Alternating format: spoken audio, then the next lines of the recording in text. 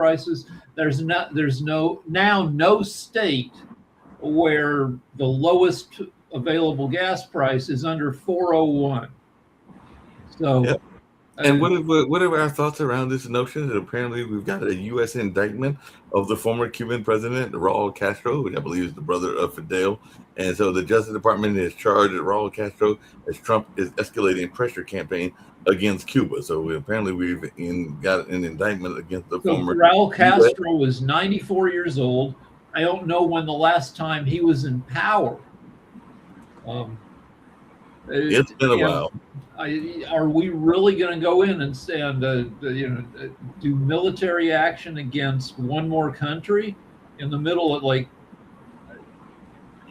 if looking at places, it would probably be easier to knock over Cuba's regime than certainly it's easier than Iran, and probably Venezuela. We didn't exactly knock over Venezuela's regime. No, we didn't knock it over. They still got their people in charge and everything like that. Kim, I know you've done some work in the past in cybersecurity. I know we've got Rex's show that is Tech Storm. That's a regular channel here on the network and everything like that. But I just saw an article that yesterday Trump is set to sign an AI cybersecurity directive as soon as today. So is this going to do anything? Because apparently we're going to try to police the frontier around AI and everything like that. But I know so far, anytime a president assigns someone to be head of anything security, they really don't do a lot. There's a lot of money funded in that direction, but I don't know what they do with that money. People have been trying to fund cybersecurity for years. I was a member of the Smart Cities Project. I wasn't a member of their program, but I participated a lot in it and went to DC a lot. And one of the things I tried to pitch back in 2015 was more cybersecurity.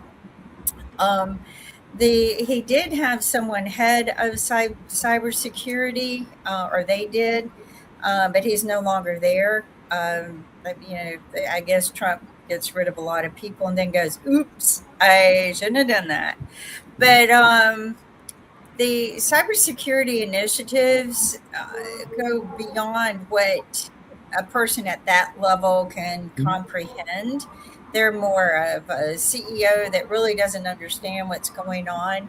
If you watch Rex's show, I like it in many ways because it's, I hate using this word, but it's dumbing down a lot so that people can understand it. I've worked with Rex for many, many years. I met him on speaking engagements where he was speaking about cybersecurity back when people weren't. And he has a great team of people. He's also teamed up. We've committed the whole channel to cybersecurity and tech talks because no one else is doing this right now. And I think it's very important. Digs deep into a situation before he puts it on TV. What you're going to get are facts and details of a lot of research. He is working with some big influencers who have a lot of followers, so that's good. But I think this channel is a good, healthy educational channel. And, we hope to build on it. But one of the things that we're going to be discussing is all the fraud that occurs, how AI is not being used to curtail that fraud when it could, like on social media. They'll go through every video you post, and if you post a song that's copywritten, like 30 seconds of it, they're going to take you down. If you post something that you don't like about Trump and they don't like what you said, they're going to take you down. But they allow imposters, big celebrities, to defraud many people and to continue impostoring people. I mean, like you have big celebrities like Mark Wahlberg and stuff like that being impostered and taking money from people. And AI, that could be so easy for AI to be used in the meta world to go through and scan for any imposter and remove them. But they don't. And Rex and I determined the reason why they don't is Meta is the imposter. They are the imposters. But I've tried to get them to take down people who uh, promote um, naked women on the internet and share videos and pictures of it. And I would try to turn them in, and they wouldn't do anything about it. In fact, they would just make these people angrier at me. So I think Meta and the owners of Meta are guilty of this fraud, and they're the ones because they're not doing anything about it, and they could. AI could easily strip every imposter off the internet. Easily. There's a lot of business, fake, bot accounts, all that gives people a lot of traffic. I looked it up, and cybercrime costs the world an estimated $10.5 trillion a year. Wow, that's a lot of And money. in the U.S. and every place really, but the U.S. the boomers have all the money, and the youngest boomer is now the oldest boomers are now 80. The youngest boomers are 62. 62. And a lot of boomers, and then what comes before boomers? The silent generation. Anyway, old people have a ton of money in the U.S. And we are easier to scam. If you get the AARP news magazine, half of every issue is how not to get scammed, and it is I think I'm pretty hip to stuff. I almost got scammed last week in a thing where you could sign up to win a Gibson guitar for $15. And fortunately, I Googled it before I gave them my credit card information, but I came very close to giving my credit card number to scammers. And with AI, it's you said AI could help prevent scammers, but AI helps scammers because now they can duplicate the voice of a family member. So when they used to run the grandma scam, they needed a grandma who was a little bit dumb when they called up and said, "Grandma, I'm in Tijuana. I'm in jail. You got to send $10,000." But now they can duplicate your grandkid's voice. Mm-hmm.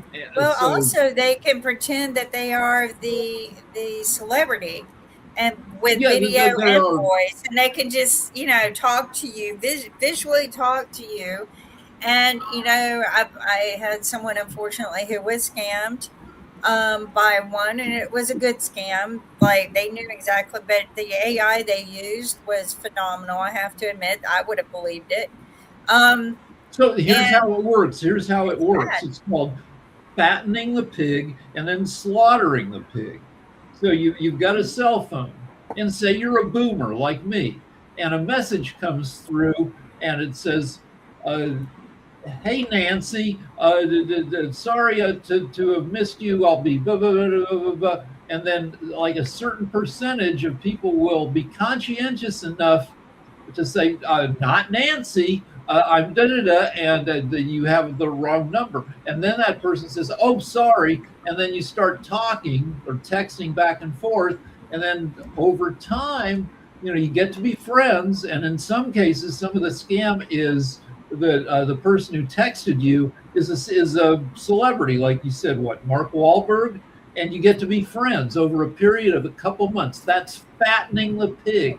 And now that you're friends, you can run a romance scam where Rick and Mark, if it's a 69 to 75-year-old lady who's kind of losing it, Mark Wahlberg can say, I really feel like we have a strong connection here, and start sending pictures of him. And anyway, video. They do video chat now. Video chat. You fatten the pig. You get to be friends over 3 months. Then you slaughter the pig by starting to recommend investments or running a romance scam. How do you convince someone who is lonely and they just video chatted with, say, Mark Wahlberg or John Bon Jovi or whoever, right? They just video chatted with them. How do you argue with them and say that wasn't them? You It's can't. really tough because I've read You about all can't. these cases Yeah. where it's finally a kid, a 75-year-old lady, an 81-year-old man.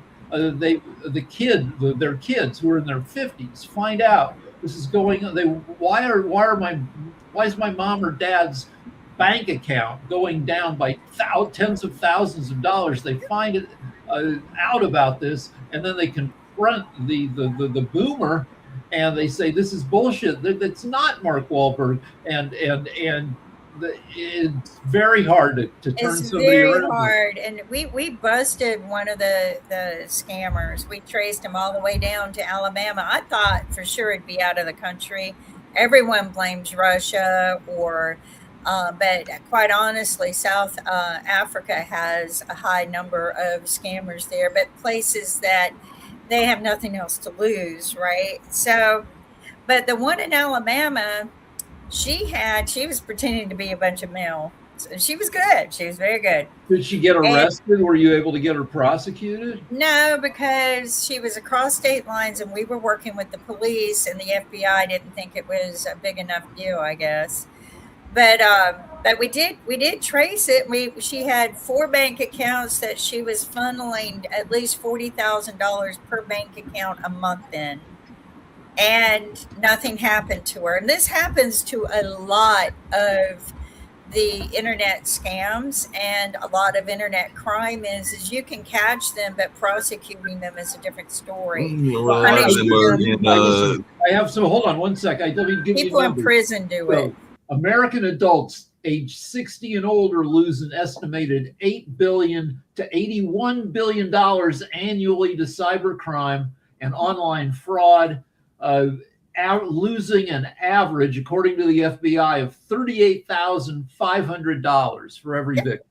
Yeah, and part of it, I've they been are known to using. give money to, like $20. But $20 will be my limit of an unknown, like maybe.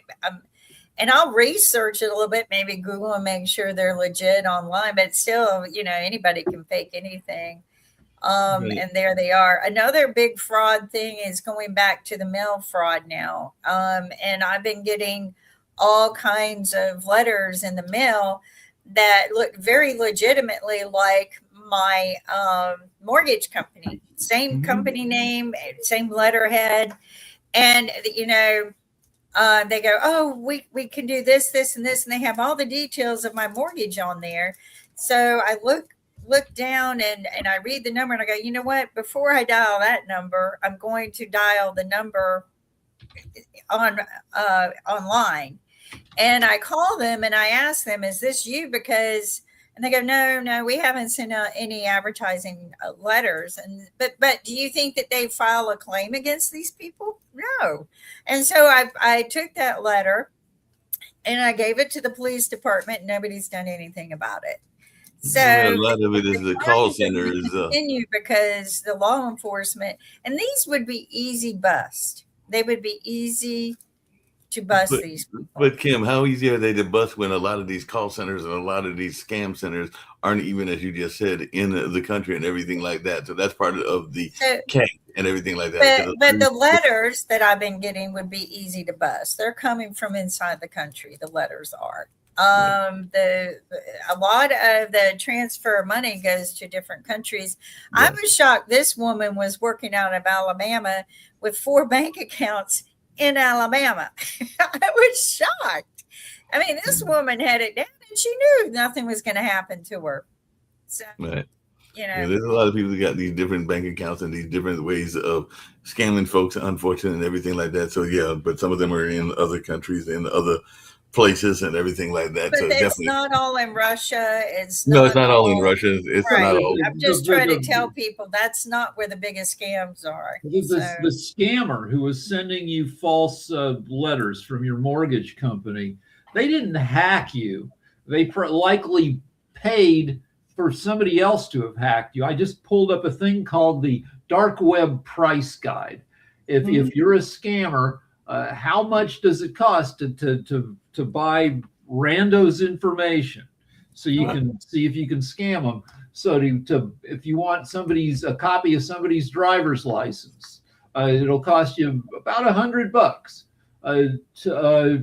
You want credit card details with the 3-digit code and more than a $5,000 balance to access, it'll cost you $120. Online banking login, $60 to $200. The full identity package, which is name, social security, date of birth, and address, will run you between $20 and $100. And I get a feeling, just like the nurses who did the first big credit card scam, I get a feeling that these mortgage scams are insiders, like somebody who has a license to do mortgages and they have access to all the databases of everyone's mortgage so that they can call you and say, hey, we can give you a better deal, because that does exist. They have to pay for it, but it does exist. So I get a feeling that these scam artists are insiders. Yeah, first. I don't know that they're doing the work, but maybe they're selling the stuff. They make a deal with like, you know, the scammers. Scammers, they make a deal with a scammer for every, you know, mortgage package, which is name, address, you know, company they use. Maybe they get, you know, $5 to $10, and they turn over, you know, a couple thousand of these names. They make a few $1,000, and the scammers go fishing. A part of the scam is because the scams are easy, because you just mentioned the last 4 digits. So those are the harder part of the digits to get, which I had forgotten. I mean, I probably knew this back in the day and everything like that. But the first 3 digits are easy to remember, because most of the first 3 digits of our Social Security are based on your zip code and everything like that. So the first 3 digits are determined by what state right, you're born in or apply to get your Social Security number. Right.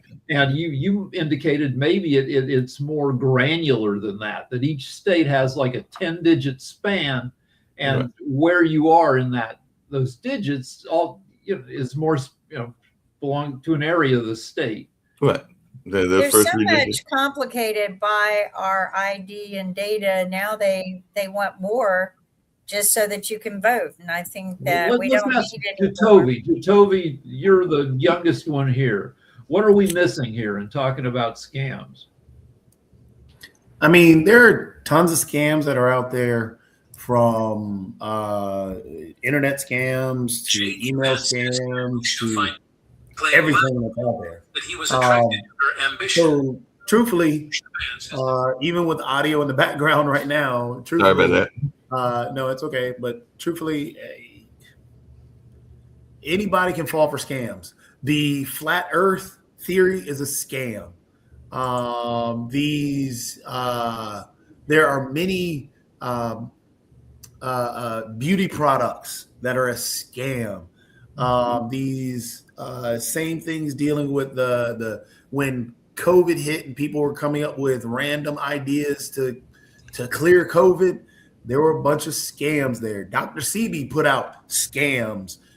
So people fall for scams because you're looking for answers and looking for help, and you need that security, you need that answer, and you'll fall for it because you want not only will you a lot of smart people fall for scams, a lot of young people fall for scams. Heck, Trump is a con artist. He ran a whole scam and people fell for it. So, well, they seek your vulnerabilities first, right? A good con man, seek your vulnerabilities and needs. So. Yeah, they seek that and everything. Can we quickly talk about Trump? Trump and his family are currently involved in half a dozen cyber schemes, which are basically con games. They're kind of Ponzi schemes where Trump loans his name to a Trump coin, and people pile in, and the price goes up, and then the first person out does a rug pull. They pull their money out while the price is high. Then Trump pulls out as much money as he can. That collapses the price. and every other sucker who came into the scam later when the price was already high loses almost all their money. I mean, that's happened. I mean, that's been a part of the cryptocurrencies and stuff like that for a long time. It's also in the stock market that's happened. Matter of fact, Mike Johnson went on and literally said that we should legalize insider trading for the people in Congress. Because they only make $174,000 a year, and they need to be able to trade to make a decent living, because $174,000 isn't enough. Trump is in the news, and we got Sasha here as well, because Trump apparently demanded that the Senate fire the parliamentarian who ruled against his ballroom funding plan. So the ballroom won't be funded after the Senate GOP dropped a $1 billion Trump security request. So it looks like he's not going to get the funding that he wanted to get and everything like that. But I'm sure that he got to sell my ball gown now. Damn it! He got to sell your ball gown now. You can't go everything like that, because he's got to get rid of that ball gown that you were gonna. Well, the money has to come from someplace, because I just saw a picture this morning. They are building the underground bunker that will sit under the ballroom. So I don't know. Are they building it? But they are. They've poured concrete. There's pipes. It's a full-on active construction site. Somebody has to pay for that. Well, what they're saying is that in a blow to the White House, Senate Republicans are removing a $1 billion Secret Service funding request that would help President Donald Trump's ballroom project from their immigration enforcement funding bill amid internal objections. So they're been told that the ballroom money is out. That's what Senator John Kennedy. What about the $1.8 billion that they've just assigned to give to the J6 rioters for that compensation? Still has to pass the $1.8 billion for the friends of Trump who felt persecuted when they got charged for attacking the Capitol. That still has to pass muster with some judge. The cops who were assaulted on January 6th are suing to stop this fund, but legal experts say that they probably don't have legal standing. Why are they not even giving that money to the first responders and no. teachers This is for military? people. Why are we assigning it to criminals? Why? You're asking a question that you already know the answer to. He pardoned a group of people to begin building his army. The man is not trying to leave in 2028. He's already now going to pay the same people. They don't care if they assaulted police officers. They don't. If they cared, they would have been upset that he pardoned those people. So anybody who says, "Well, we're nobody who's assaulted," you didn't care when he pardoned them, so you don't care if they get money now.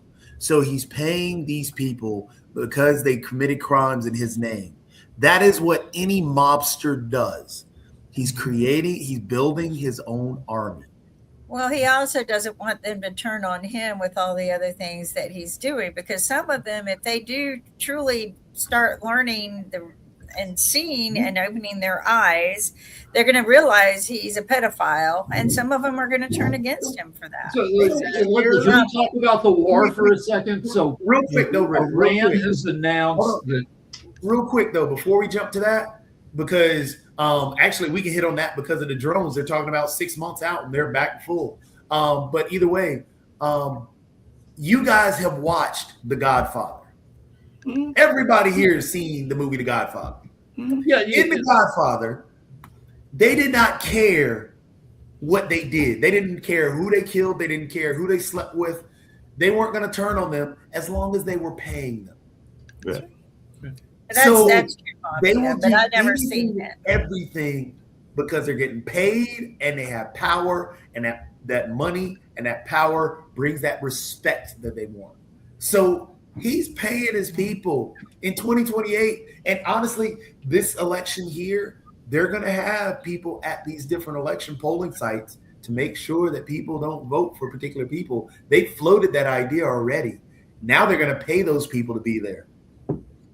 Yeah, and Trump doesn't particularly care whether this money comes through or not. It's one of a million ways that he can scam people. Some things are going to work, some things aren't. Sasha's got a thing to say. I'd like to say that probably on a bigger picture, the phenomenon of Trump is going to be very positive for America. Why? Because the Constitution of the United States is not perfect. The reason why it's not perfect, Trump showed exactly that one charlatan, a con man, can actually manipulate all systems, and there are no good defensive mechanism, because the forefather of the United States, they couldn't believe that someone slid back and a con man could ever become a president of the country. They just refused to believe and take it into account. But that happened. So now it will take probably dozens of years to clean up the garbage what he really done with the United States, that the United States is now being despised all over the world, and nobody wants to deal with United States. It's being ostracized elsewhere. It's in spite of his promises, there will be no new war or so on. There is a war after war after war. Now Iran is still going on. He's talking about Cuba, whatever is going to be next. And then I just heard the congressional hearings about the budget for Pentagon. So this is, when you were talking about scams, this is by far the biggest scam on American people, and they're all defenseless about it until they will come to vote at midterm elections and presidential election. The con is this. So they're saying that, okay, the stockpile is depleted. We need new weapons. And for that, we need $1.5 billion, sorry, my mistake, $1.5 trillion. Why? To rebuild the stockpile, which then the next war will start and that new stockpile will be depleted. So they will ask for $3 trillion to remake the stockpile and so on. This is by far the biggest fraud.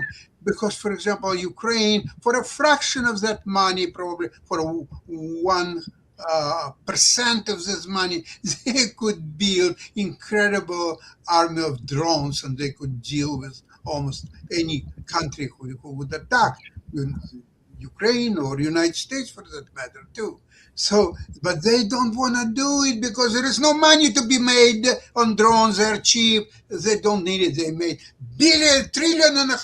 So they will put a lot of money into their pockets and their friends' pockets and the traditional manufacturers and so on. This is by far the biggest fraud, because people, okay, in some other internet frauds, okay, so you can be more or less defensive about it and dismiss it, all kind of offers. But here you are defenseless. The money are coming through you, by you, from you, and it's feeding up an enormous, basically, in my opinion, it's a scam. It's a real scam on America. All right, so the U.S. has a way to, you run the government until the wheels come off, and we have a way to amend the government through literal amendments to the Constitution. And historically, we were able to do that at great cost. The Civil War killed 3% of Americans. Just a brutal freaking war, but we came back from it. We were able to change the government, not completely, because we left some shitty stuff in place, but we were able to change, and the wheels are currently pretty much off, and we'll see if we can change ourselves enough to make America great again. So the war stuff. So Iran says, no way, we're not going to give up any nuclear material. Iran is now in negotiations with Oman. Iran owns the north side of the Strait of Hormuz. Oman controls the south side, this little teeny country. And they've decided that when things get back to normal, they might start charging $1 million toll for every oil tanker that goes through the strait. That's a lot of money and everything like that. One more thing. This guy, Kim will know who this guy is. I don't, but he's some kind of oil sheik. He's the CEO of ADNOC. And this guy says even after things get back to normal, it could take 4 months to get the oil supply up to even 80% of the pre-war levels. And right now, oil is remains well over $100 a barrel. Hey, Rick, an issue that you talk about quite often and everything like that, and it's not about the war, but it is something that is very concerning to people in the country. But apparently there is a bipartisan effort to deal with it, and that is the whole issue of housing affordability. So apparently yesterday, the House and in the House, the Republicans and Democrats voted to pass a bill to address the nation's housing affordability crisis. It encourages home building across the country and would ban corporate landlords from buying up more than 350 houses. So the bill passed 396 to 13 and is in an amended version of one passed by the Senate 2 months earlier. So they're saying that the shortage of homes has driven up the prices to an average of $400,000, well outside the range of what many Americans can afford. So what is our thoughts around this notion that apparently there is a housing crisis and even the politicians realize that and are trying to do something about it? Well, yeah, but it's one of those things that's all politicized and a lot of blame doesn't necessarily go where it should go. Like anybody who says that if you deport enough immigrants, that housing prices will go down. Well, immigrants are not buying houses for $400,000. Who's buying houses? Hannity on Fox News. That guy owns more than 1,100 residential properties. Hannity gets paid about $35 million a year, and he turns that money around into investing in rental properties. So it's big companies, it's investors who buy them up. And so any kind of thing that would limit companies in any way from buying up hundreds of homes might help a little bit. Kim, just really quickly in that same realm, because they're just saying that just getting more homes into the market faster would help ease the shortage. But Realtors.com is estimated that there is a 4 million unit gap between available housing and the demand. So that means that there are 4 million houses that are needed in the United States and everything like that. So what's your thoughts around that? Because you've been to Texas, you've been to North Carolina, you've been to a lot of places, and you've seen some of these homeless folks that are fighting to get a home. So what's your thoughts around this 4 million gap? Because that's a large gap. I would have to dig deep into those numbers and find out where they collected the data from. It's kind of like the data we collected for domestic violence. Not everything was reported, or was enforced to be reported because of the way the laws are written. So I think what we need to do is just, that is a huge gap. And it's not going to get any better if it's that big. I'm just going to say our economy is a tidal wave going the wrong direction, and it's not even a river up. Okay. It's not trickle down by any means. And we've got to stand strong as people. There are millions of us versus the government making the decision. And the government is supposed to be working for us. And they have proven, I would even say for 12 years, they have proven they have not been working for us. Okay. And it's not just about the president, but now the people are the government. And what we need to remember is we are the government. We did elect them, but we need to take a stand and say they can no longer vote on their salaries. That's rule number one. They don't vote on their salaries. We vote on their salaries. Okay. 2, when they start shutting down the government, then they lose their job. Period. You shut down the government, because if you do that at work, you lose your job. They're not working for us, and we have a choice. But there are millions of us versus, a few of them. I don't know why this is happening. I really don't. I asked AI why. So, Okay. so among the reasons are decades of underbuilding. In 2008, we had the collapse of a major scam in the US that was built around giving people mortgages who couldn't really qualify for mortgages and then selling those mortgages, those crappy mortgages, to investors. That whole thing collapsed in 2008. That became the Great Recession. And if you remember, like towns like Vegas had thousands of homes that suddenly became vacant as these people who were given homes, people who worked in a, now it would be great that if somebody who works at Jack in the Box for $8 an hour could have a 4-bedroom home. And in 2007, thousands of people at that income level were given homes, and they eventually fairly quickly defaulted on their mortgages. And then those houses became vacant, and then that killed the housing construction industry because the U.S. was looking at these, a ton of homes that people couldn't afford to get into. So it wasn't just about not affording to get into it. It was the balloon interest rate. They had a low or no interest rate. Part of the scam was teaser rates. Hey, person who works at Jack in the Box, here's this beautiful home. You can have it for a mortgage payment of $200 a month for the first 2 years. And the family's like, awesome. 2 years comes up, that mortgage payment balloons from $200 a month to $1,800 a month. Boom, they're out of the house. So anyway, but right now you've got asset inequality. People over 45 years old in America have 94% of the assets. And those assets include homes. And if you're somebody my age, we've lived in our house for 27 years. And the house is paid off. But even if it weren't, we would have locked in an interest rate of 3% when interest rates were low. Now, we can't sell our house if we've got a 3% interest rate, because now we'd have, if we bought a new house, we'd have to get a 6% interest rate, and we can't afford that. So we sit on our house, so there's no turnover in the housing market. There's no I think turnover in job market either. Well, I think there's a bigger picture, and it all boils down to priorities.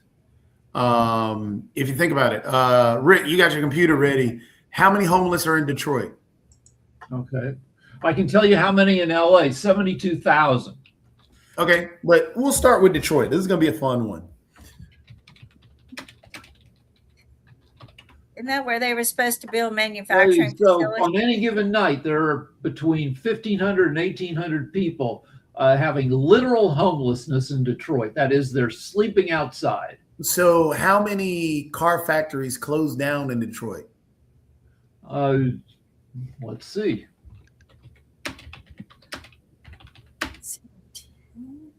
How many car factories were in Detroit?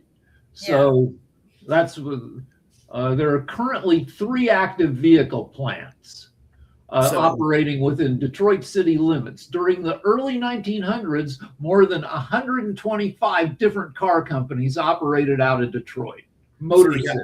So you got 3 factory plants. 3, this many. 3, that many. And then if you think about it, that is what, more than we'll even say that out of that 100 and some odd car companies that were active out of there had maybe about another, we'll just say 10 plants, 10 car factory plants that sit empty in Detroit. With more than wait, I got more recent number. In 1970, there were 10 to 12 major automotive assembly plants operating within Detroit city limits. Okay, so I was roughly correct. I mean, with 10 empty plants, 10 giant empty buildings with 15,000 people that are homeless. So my point is that we have the opportunity to house those individuals in those car factory plants. We could actually chop that up, but it costs money. And because we decide to spend our money in particular ways, our money that we want to spend goes to the J6ers who did this whole riot, billions of dollars to go there. Oh, well, we need more money. As Sasha points out correctly, we need more money to go and bomb a place that we supposedly bombed into submission already, to bomb them anymore, much more, because we were told to bomb them because we have to bomb them. Yeah, 1 point some odd trillion dollars to go do that again. So I just looked it up while you were talking. There is 1 billion square feet of vacant office space in the U.S. Yeah, you can, if you could figure out a cheap way to convert office space into residential. I mean, wasn't that the conversation? That goes all down to, again, what do we prioritize? And then these individuals that are buying up these neighborhoods, buying up these homes, and actually doing the whole gentrification thing in the first place, because that's where we sit right now, is we're pushing poor people out, we're pushing brown people out, we're pushing women out. It's all going to a particular set of people that you better be able to pay $10,000 to live in this little home. I mean, there's rental area in different areas of downtown Durham to downtown Detroit to downtown Memphis to downtown different places in California that are millions of dollars just to rent them out for a year. Well, and on top of all of that and the money being dispersed inappropriately to criminals, you have the Trump and his family being given full immunity from paying taxes. And I'm wondering how many more billionaires and millionaires are going to follow in precedence of that situation, right? They just set precedents not only not have to pay taxes, but they cannot be audited. So you've got a lot going on that's going to cut the revenue flow to the things we need in our society. And Warren Buffett and Bernie Sanders, a lot of people don't like him, but they both have mentioned, they're both very experienced and financially experienced, that if we don't have to tax the wealthy any more than what we tax anyone else.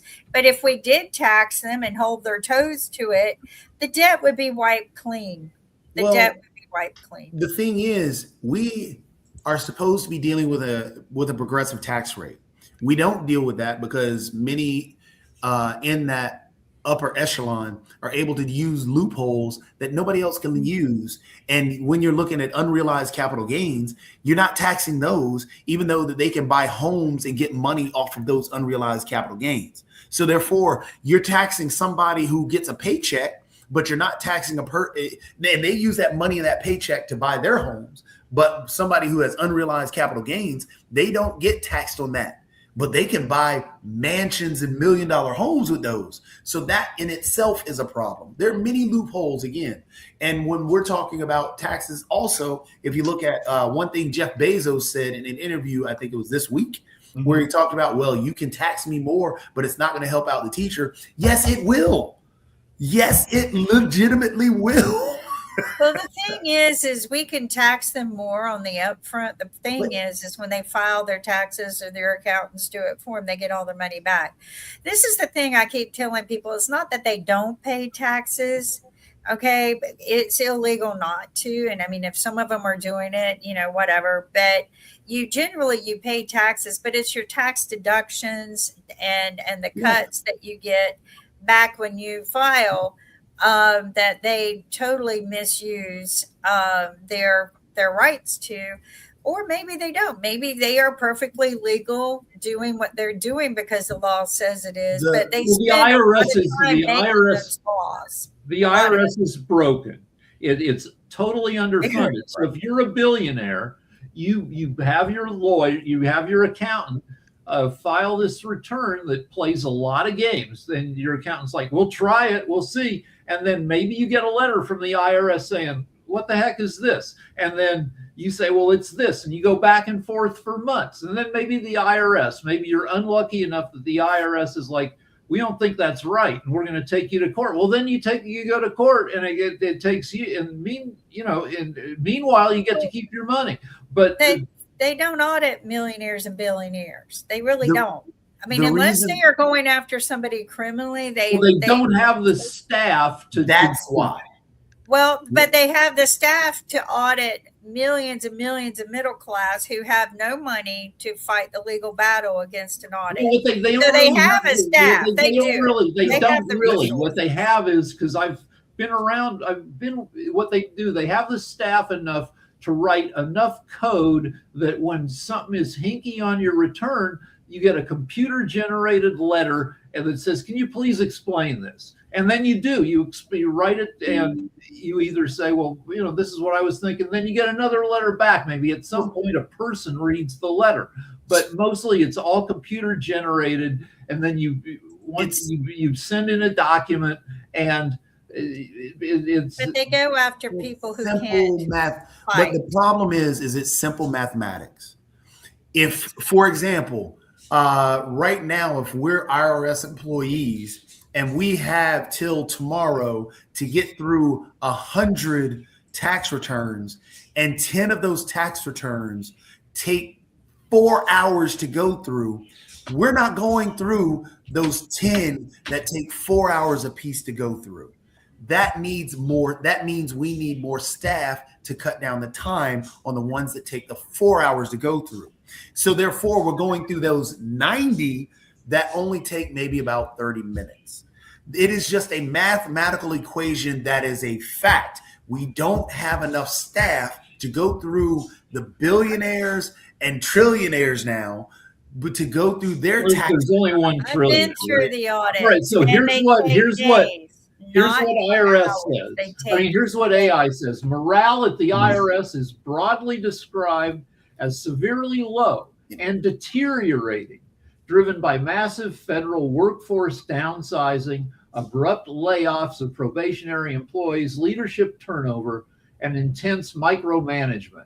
So the IRS is a mess. Like I said, it's broken. And the people there are probably like, F it, that we're not getting any support. My job is miserable. Rich people are able to avoid our, And again, it all goes back to the staffing, but we demonize the staffing. Like when, for example, when they talked about the 80,000, the 90,000 people that Biden wanted to add to, well, he wasn't actually adding 90,000 people to do tax returns. No, He was customer actually- service. They wanted to add those people so Yep. when you call the IRS, you wouldn't spend 3 hours on the phone, but So- somebody would pick up within 15 minutes.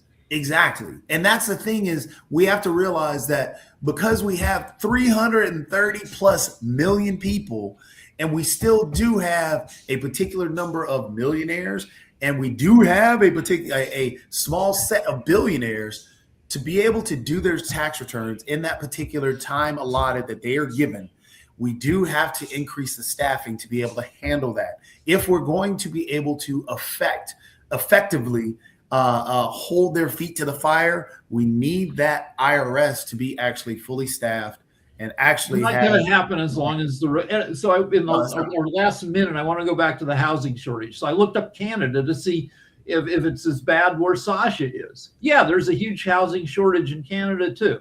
There is, the problem is also partially the solution. But the housing shortage is so bad that 5% of the baby shortage, according to studies, is because people aren't having babies because there's no place to have a family.